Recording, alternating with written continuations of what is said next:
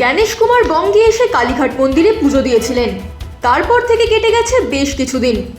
এবার কি তাকে অনুসরণ করলেন রাজ্যের মুখ্য নির্বাচনী আধিকারিক মনোজ আগরওয়াল? আজ সকালে তারাপীঠ মন্দিরে পুজো দিতে যান তিনি। এই ঘটনা সামনে আসার পর থেকেই রাজনৈতিক মহলে ফের নতুন বিতর্কের সূত্রপাত।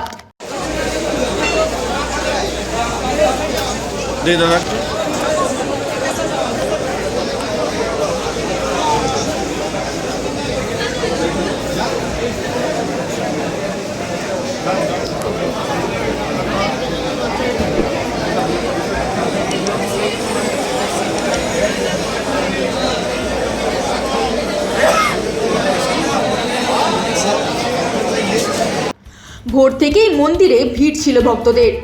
তারই মধ্যে পুজো দেন মনোজ আগরওয়াল। রাজনৈতিক মহল মনে করছে ভোটের আগে রাজ্যের মুখ্য নির্বাচনী আধিকারিকের এই পদক্ষেপ ভুল বার্তা দিতে পারে সাধারণ মানুষকে।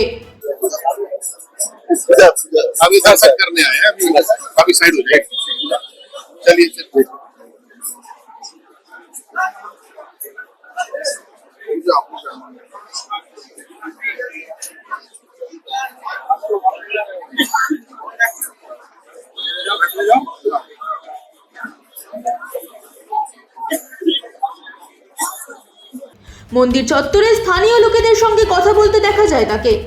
মনোজ আগরওয়াল জানান, মা তারার আশীর্বাদ নিয়ে তিনি আগামীর পথ চলায় এগিয়ে যেতে চান। এলাকার শান্তি ও উন্নয়নের জন্য প্রার্থনা করেছেন। কিন্তু রাজ্যের মুখ্য নির্বাচনী আধিকারিকের এমন পদক্ষেপ প্রোটোকলের আওতায় পড়ে কি? এখন তার কাছে সবচেয়ে বড় চ্যালেঞ্জ নিরপেক্ষতা বজায় রাখা। কারণ তিনিও জানেন, পান থেকে চুন খসলেই মাথায় চড়ে বসবে রাজ্যের শাসক দল তৃণমূল কংগ্রেস।